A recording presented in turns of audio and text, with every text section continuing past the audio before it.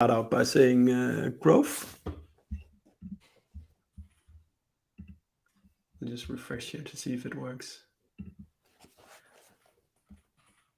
But I can just anecdotally tell you that you were the source of a super good laugh at the office at Dream Data today, as I was browsing through your Twitter account and found all those situations where you've said churn extensively. Yeah.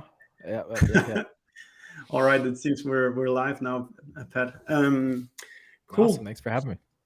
Good to see you, and I want to say thank you for the beers that we got on Paddle's account in Barcelona. That was a super nice boat trip that you guys had arranged. Yep. Thanks. Where are you at in the world today, Patrick?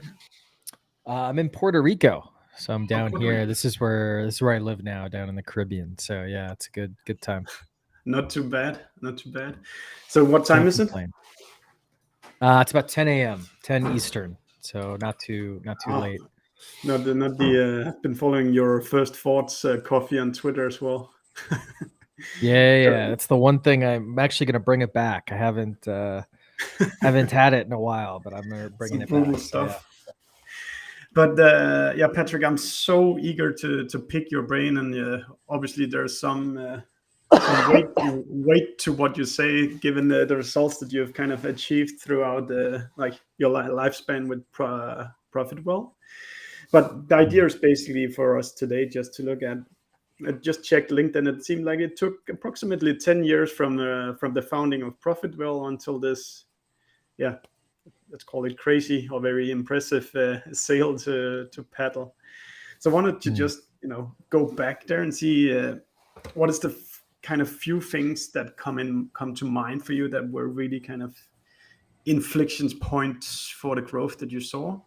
Maybe if we go all the way back, what was some of the first things that got your business off the ground?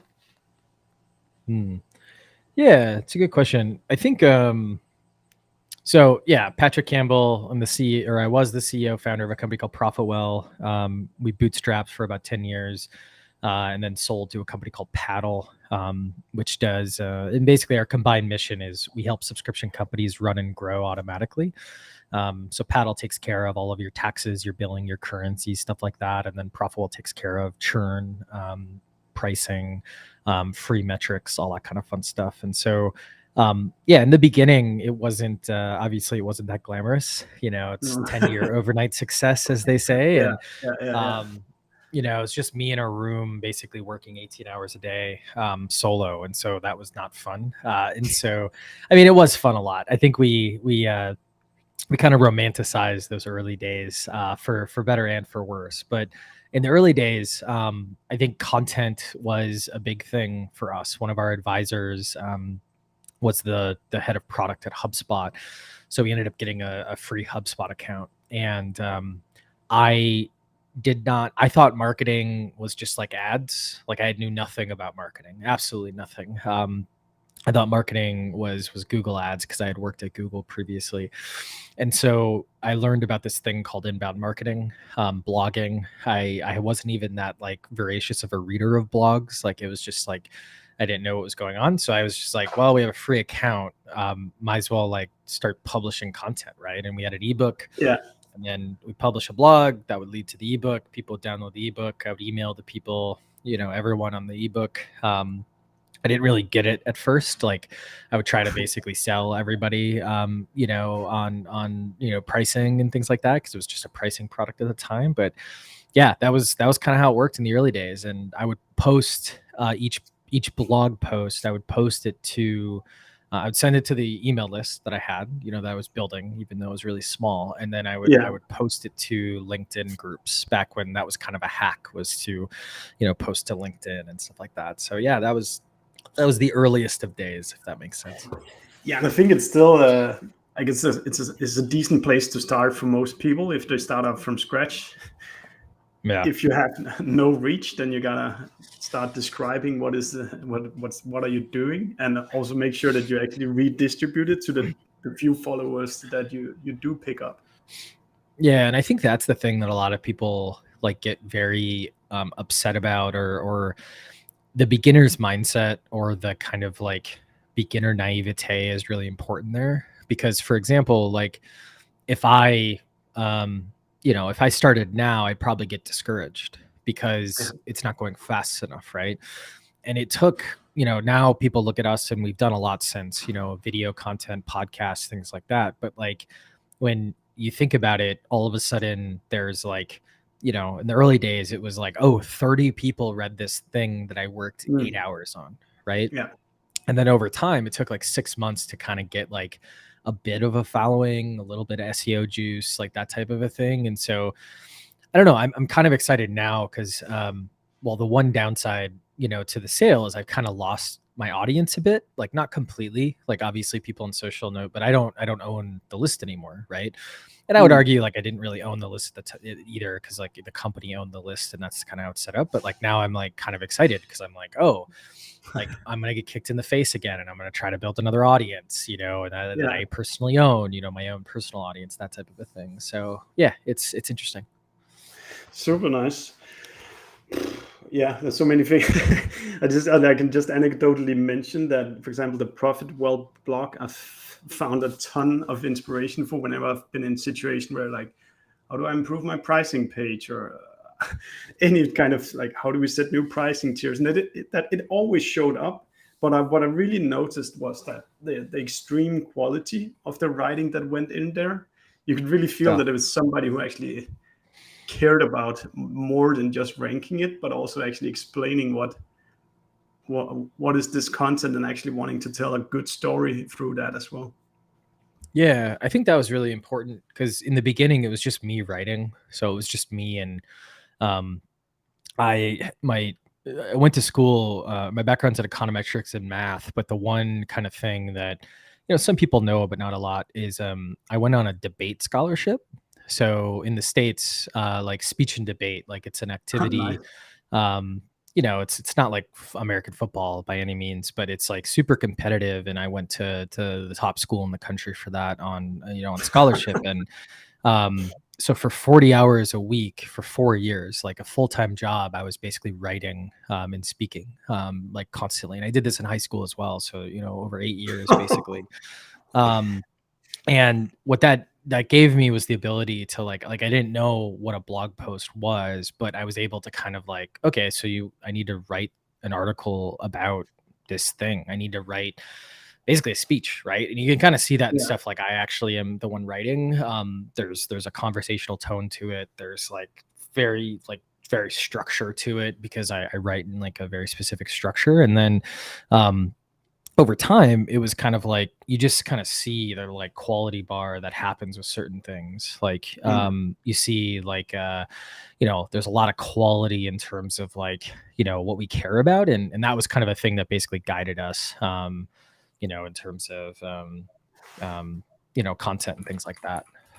Yeah, I think it worked back then, but like I saw your presentation you did at Metadata's event last week, and I think you had a stat in there that like today there's like 16 times more competition or more competitors than was it 10 years ago or something like that.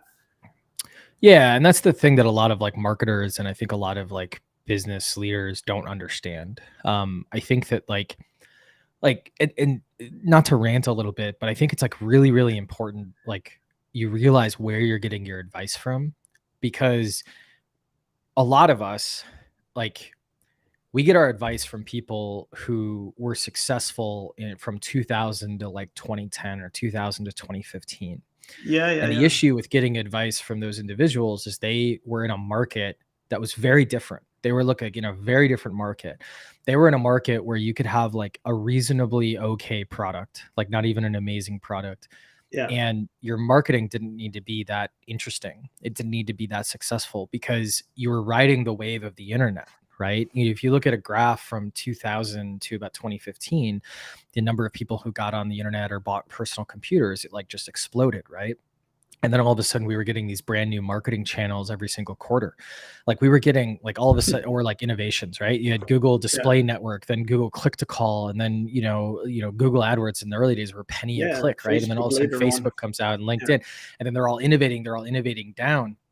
The issue is like, that was a world where you just had to be good at following, right? You just had to be good at following. But now we're in an environment where like we haven't had a brand, like besides TikTok, we haven't, or state this better, we are now getting a new big marketing innovation every 5 years. So we had Snapchat 5 years ago, we have TikTok now. And that cycle has changed so dramatically that you're just sitting in a world where, like, if you're taking advice from people who didn't think through the channels and didn't think through, but were just really good at following greenfield channels, like you're creating at best an okay, like, same results marketing or same results growth channel, right? At best, right? And I think the one thing that we did, and it was just because we were wired for it, like first principles thinking with my economics background, was just like, okay, like what makes the most sense from the dollars in to get the dollars out, right? Like what makes the most sense? And that's what, we kind of explored and really found leverage in. And I just, I feel bad for a lot of marketers right now because you have the toughest job in the business, but a lot of you are taking advice from people who frankly, like, would not be good in this environment. Like that's why they're VCs now, which is not a bad thing. It's just, that's the reality. I think that's really good advice, Patrick, because I've felt it myself because I've been doing B2B marketing the last 10, 15 years as well. And like every 2 years, another new thing would pop up. It would be kind of a blue ocean. For example, Facebook advertising 5 years ago, good quality audience, low competitions. You just wanted to push money in there and it worked. Well, but now the problem, and that's the other issue, right? Because people are doing that with TikTok, and you should do that with TikTok. You absolutely should follow these innovations. But I think the problem is that you have, while this is going on, the original point that you made, you have everyone and their mother starting a website, everyone starting apps, all kinds of different products. And even if you're not competing with them, like directly, you're competing with them for mind share, right? There's so much noise.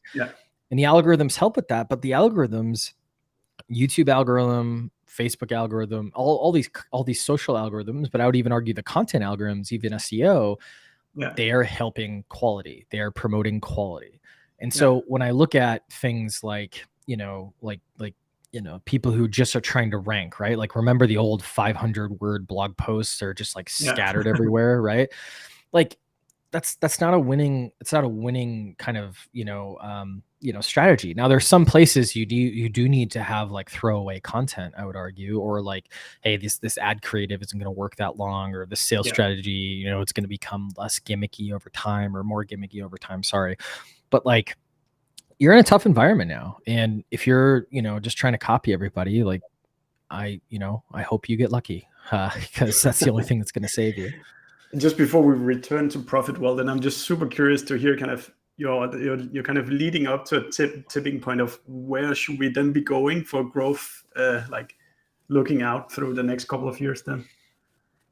Yeah, I mean, it's I think that like it depends, right? Like it depends on what you're doing. And I think it depends on like your TAM dynamics and your sales cycle. So what I mean by that is if you're selling a consumer product and that consumer product has a very short sales cycle, right? You have to be really good at ads. You have to be really good at ads. You have to go chase different places. And if you have the luxury, building up your own brand will help you more cheaply acquire those users and try to get repeat purchasers. But it's really, really hard, right? It's really, really difficult, right? In the world of like SaaS and the world of like, B2B, I think it's like, it's less about like, anything innovative, right? It's going to be inside sales for a lot of folks. And it's going to be, things like content and building up true media, not just like inbound marketing, right? Because inbound marketing is basically just like, a way of getting, signal for people from the top of the funnel to the bottom of the funnel, right? But I think it's just like doing these things really, really well and then chasing where you get the most leverage. Some folks, your company's going to be really, really good at outbound.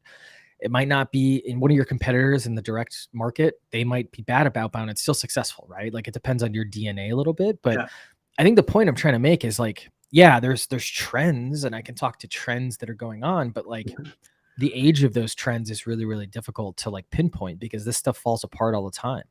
I think that there's some things that are undefeated though. I think that like, you know, really great audience building, like getting truly great at it, which I would argue even ProfitWell wasn't great at it. I think we were better than most, but we weren't great. Like, I think that's going to be undefeated long term. It's just going to get harder though, you know, which is why getting started early, I think, is so important.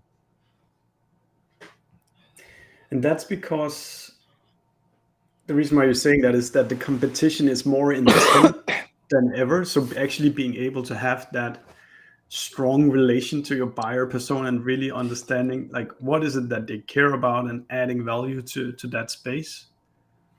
I think it's because relationships that you own, like, you know, and that sounds dramatic, but like a relationship that you have a direct connection to is something that as long as you nurture that relationship, you can keep going back to it, right? Because I think that like, think of someone clicking on an ad. They click on an ad, they go look at whatever they're clicking on an ad about, and then they kind of make a decision whether they want to keep moving. And then they're kind of gone forever, right? Until you send them another ad. And like over time, there might be enough brand will that they're like, oh, I keep seeing ads from this company. Maybe we should talk to them. But even then, it's very, very short term. But with media or audience building, I don't know, like we're known for SaaS. We're known, like people knew me as like, this is what's really funny, right? Like we mentioned the churn talk that I gave, right? People knew me as just the pricing guy, right? And there's some people who only know me as the pricing guy. They have no idea, right? And then there's people who know me as the churn guy. Meeting with you but now, but look what's kind of interesting. So all of a sudden we started going into retention. So all I started talking about was retention. I would still do pricing talks, but someone would come to me and be like, hey, do you want to do a pricing talk? And I would be like, yeah, I can, but how about a retention talk, right? And they're like, yeah, free content, whatever, right? So all of a sudden then I was known as like a churn or retention guy, right? And then, you know, it just became like a SaaS guy, right? Because we published so much like SaaS content over time, right? And so it's just one of those things where, to answer your question, it's like, if I want to serve SaaS companies, right? If I want to sell to SaaS companies, I will have a career forever, right? Until I die, right? You know, if I want to do something different, then I have to like go rebuild another audience in somewhere else, right? Like the thing I'm thinking about personally is like, you know, what is my, you know, personal brand look like beyond just SaaS, right? Like that's something that I'm thinking about, right? And I think it's, you know, not to make it about me, but like, I think that's the biggest thing about like, you know, business is if I own the lead, if I nurture that lead and I am providing value, there's enough of those people that I can call on to like buy something eventually, right? And I think that's the way to kind of think about some of these things. Super nice. Just before we return to the ProfitWell inflection points, then there's a guy here that has a question for us. So it's a pretty, you could say it's simple, but it's maybe also worth like considering heavily. How do you recommend to get a mentor? Or I guess like you could also ask, who should you be trying to get as a mentor for yourself? Yeah, it's a good question. Did you have any? Yeah. I'm a little more like, I think it's a really great question. I found,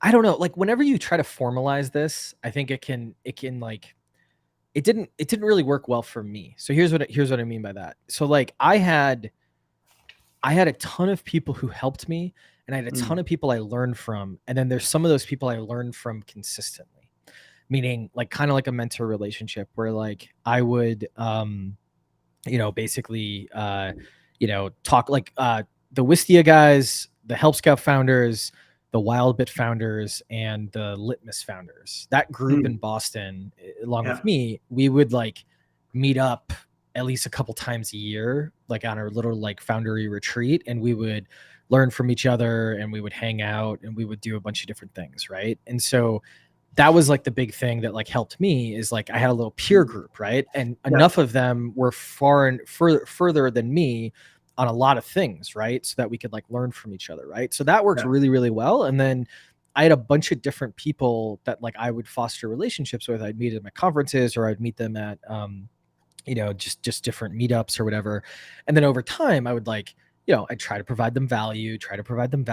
And then like, I would ask them like questions as well. Like as simple as like, what are you using for your, payroll to, hey, I don't, how do you, I saw you guys are really good at this. Like, how do you think about it? Right. Like that type of thing. And I think that there's two things there. One, volume, like having a good group of people that you can kind of lean on. And then two, like making it like a very back and forth, like I'm providing value. Like I would always like, oh, here's some new data I found. Like even if they didn't ask for it, it's like there's something that I could have provided, even though they were like further and I was asking them a lot of basic questions. Like I could provide them something.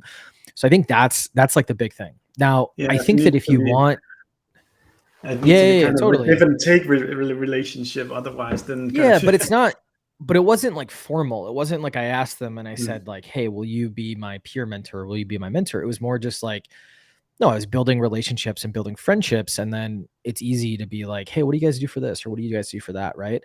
I think if you need something that is very deep, like you need something where like this person is going to prioritize you or prioritize your business over themselves, over their own business when you have questions, I think you need to basically pay them. Like, and I think that like an advisor, either, and I'm an advisor for many companies. In like some of them, it's like I just get some shares and I'm kind of like on call, which means like when I see their email and they're like, I have a question about this, or hey, they need like 20 minutes, like I'll just talk to them, right? And I'll help them with what I can, or I'll introduce them to someone else. And then there's others that like I actually get paid, on a monthly basis to like, spend time with them or look at their pricing or like do these types of things, right? And so I think that's like helped. And then we also have advisors that we've given, shares to and stuff like that, previously. And I think that's really powerful, because what I didn't realize, like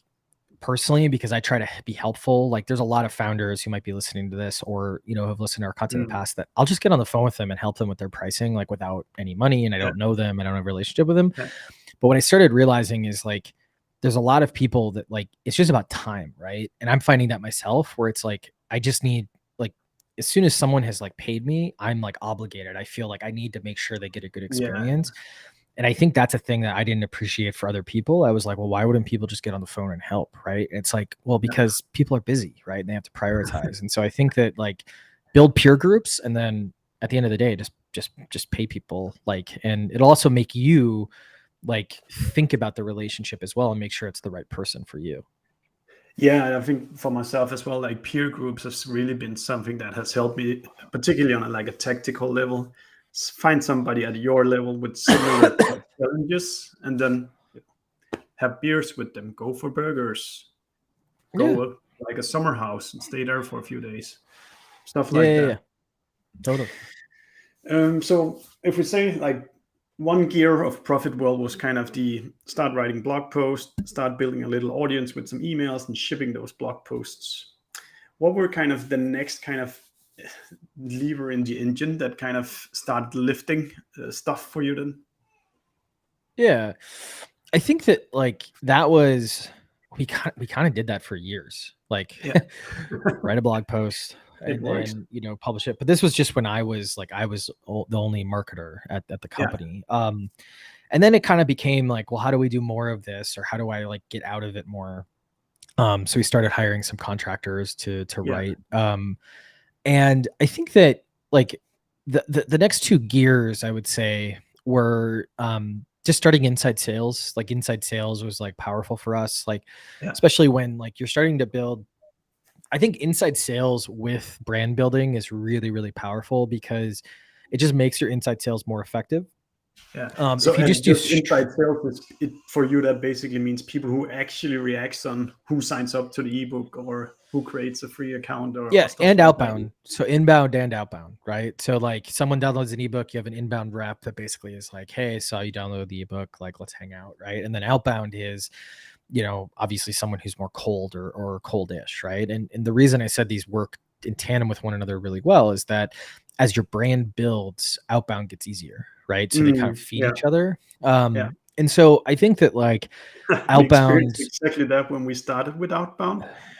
because we were Yeah. completely new. So all messages that you would try, like reply rate would be super low because like, who the fuck are you? I don't know who you are. Yeah, but that's okay. But that's okay though. It depends on what it is, right? Like outbound, I think that if you're getting a cold outreach to call ratio of like 5% or more, 5% is not great, right? Like ProfitWell's was about 18-20%, which is insanely high. Yeah, wow. I think you're normally targeting like 10% or higher, but if you're getting like 5% or more, like there's something there. Like it can improve over time.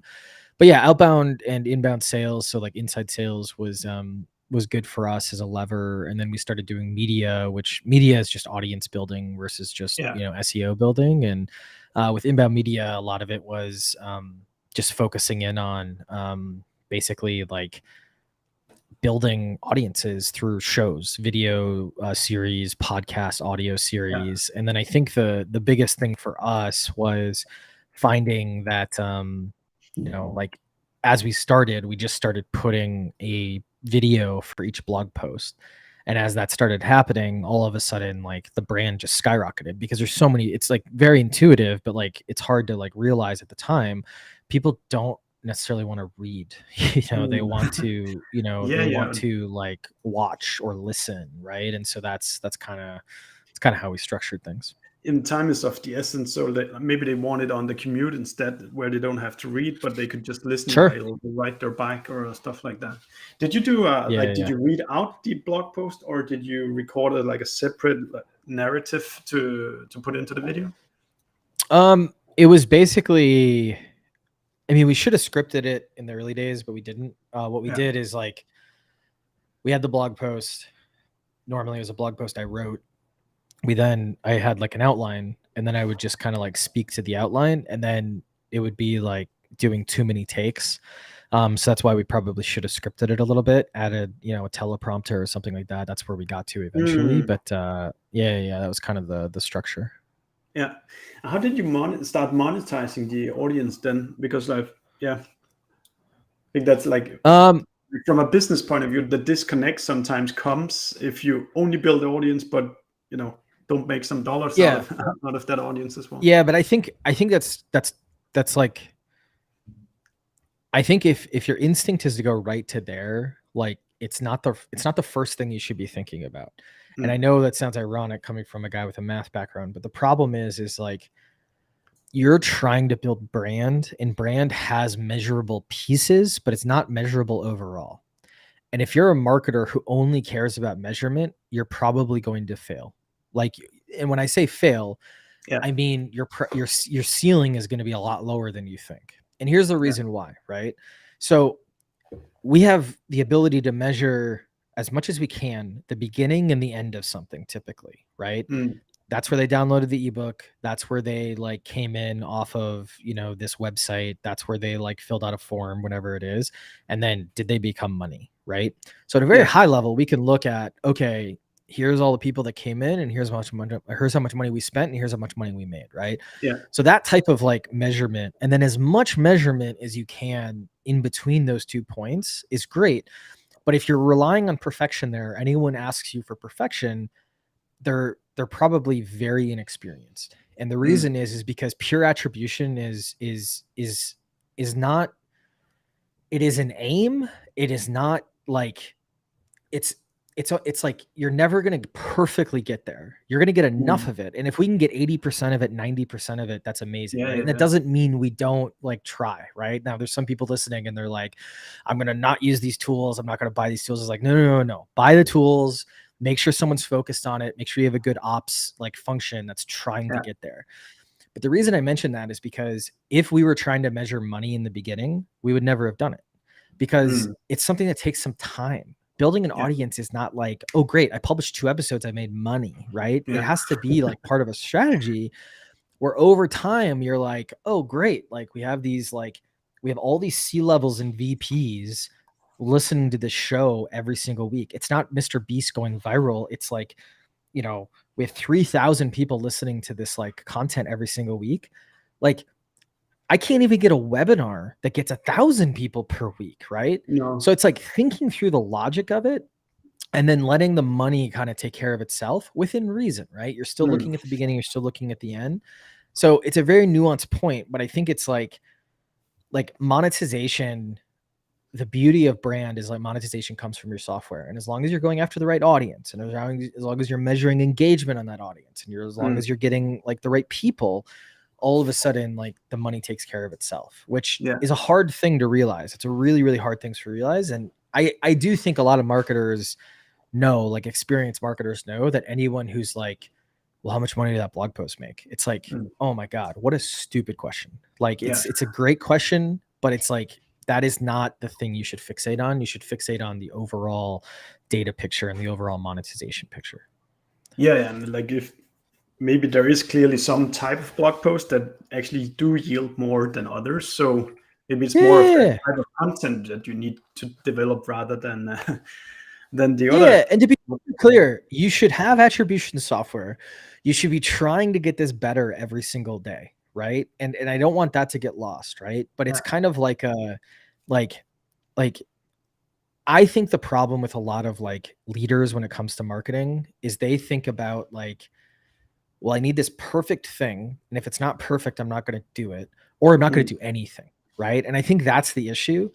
But I think what we realized, being data like smart, is we were like, okay, V1 of our data isn't going to be amazing, but it's going to be something, right? Beginning and end. V2 of the data is, okay, we can start to see and break stuff out. V3 of the data is we can start to break out a lot of stuff. V4 of the data, we can start to break out each blog post, right? Yeah. And we want to track that, right? And we want to take the most successful blog posts and we want to put them, you know, as you're talking about, like we want to put them at the top of the page because there's something about them, right? But it's like marketing is both a science and an art. And you don't want to be so science that you like shoot yourself in the foot, and you don't want to be so art that you're not measuring anything, right? So I've definitely been too science in my career earlier, whereas like I'm being more prone now to think about, let's speak to the right people with the right messaging first, and then we make sure we measure everything we can afterwards. And that's the other thing, right? Measure everything. Make sure you can look at the data later. Like I do believe in measure everything. I don't want that to get that misconstrued. But the thing is like you're not gonna be able to like consume the information at every stage because you just don't have the time. And this is the other mistake a lot of people do is like they're like 10 years into their business and they're like, we need attribution, right? And it's like, well, if you're measuring the data from the beginning or as close as possible from the beginning, then I can look back and look at everything, right? Because I have the data, and I think that's super, super valuable. But it's kind of like knowing that you're not going to be that sophisticated now, but you're going to get more sophisticated every single quarter. And I think that's the biggest thing with attribution that people miss. Yeah. How much time do you have left now, Patrick, just to be respectful of whatever time you want. Yeah. I saw you spent 9 hours just saying churn. There you go. But I do have a 3-year-old out in the back I need to take care of at some point. Is there anything other kind of tangible stuff from the ProfitWell journey that you think we should mention here that people could take and implement, or at least think about for their business? Yeah, hopefully lots of things, right? You know, I think that like, but I don't know. I think something tangible that you guys did. I think I personally, I love these things where I can go back and test it out. Yeah, I think one thing we did that was really successful, and it still is successful, is video-based outbound emails. So like if I sent you an email and I was just like, you know, hey, Patrick here from ProfitWell, like there's an actual video and embedding, you can't view it in the email, but you can embed a thumbnail in the email. Yeah, and then you go. Yeah, and then that goes to a landing page. That was really, really successful. I think adding a video. Sorry? What did you actually have in that specific video then? It was exactly what I just said. It was me or a rep in front of a screen being like, hey, I'm Patrick, blah, blah, blah. There was like a 60-second video, scripted, all kinds of fun stuff, graphics, those types of things. Yeah, so that was a big thing. I think that adding video to each blog post, I think, is a big thing, like starting to do that. That was really, really powerful. I think that's something that someone can tangibly and easily do. But like most things, make sure you do like 100 of them. Don't just do one and call it a failure. Like commit to the test. And then I think a third one that might be helpful. We did really well with events. So and I think the reason we do so well with events is because we treated it like we have to do well with events. So what I mean by that is like we would like go out of our way to like make sure that like we're like it has to be successful. So we have to have all these activations. We have to make sure that like we're recording content in case it's a complete sales failure. So we have some content from the experience. We have to do extra supplemental events, all that kind of stuff. And so I think really, really understanding events is a huge thing. It's interesting with events. It's kind of you've almost forgotten it from your playbook because of all this COVID. That is kind of that chapter doesn't even exist. And now I know it does exist a lot again now. You had a boat in Barcelona, for example. But at least to myself, I've totally forgotten that, hey, you can actually, get some customers together, get some prospects together, give them a good presentation, and let's see what happens. Yep. Cool. So maybe as the last thing then, Patrick, then let's maybe just go through. I would love to understand why retention is the thing that you obsess about at the moment, and what are the few things you think is the most powerful in terms of taking that in a positive direction. Yeah, I think at the end of the day, lifetime value is the name of the game. And so with lifetime value, like it has a function of two things: how long people stick around, like how many months they're buying from you, or how many times they repeat purchase, whatever you're one-time selling, and your price, right? And so I think that we focus so much, both from an emotional standpoint, but from a budget standpoint as well. And there's good reasons for that. There's bad reasons for that. On the beginning of the relationship with a customer, like, hey, they became a customer, right? Amazing. Let's give, let's give everyone, their bonuses. Let's high five. Let's report that. Let's get really excited. Let's hold a sales party, all those other things. I think the issue is that like you look at the success of your company and it has nothing to do with that first moment. It has absolutely nothing to do with that first moment. It has everything to do with how long they stick around, how much they're paying you over time, et cetera. Right. So I think that like, just logically, that's why it's so important. Also, you improve those two levers, your monetization and your retention. It has a much, much higher order effect in improving the overall success of your business than if you improve your sales and marketing. You need to be good at everything, but that's like a big thing. That's super, super important. Yeah, and I guess like the good retention rate is an expression for them being willing to go to war for you because they're happy about what they're paying for your product. Sure, and it's okay if it's like they don't need to be like the best customer ever, right? They don't need to be referring people and stuff like that. Like, right? That's amazing when you have those folks, but like have everyone be that. But yeah, it's just super, super important. Then there's just one small request from Laura here. Give us a little churn rap, please. No, I'm not going to. Thanks, Laura, but I'm not going to.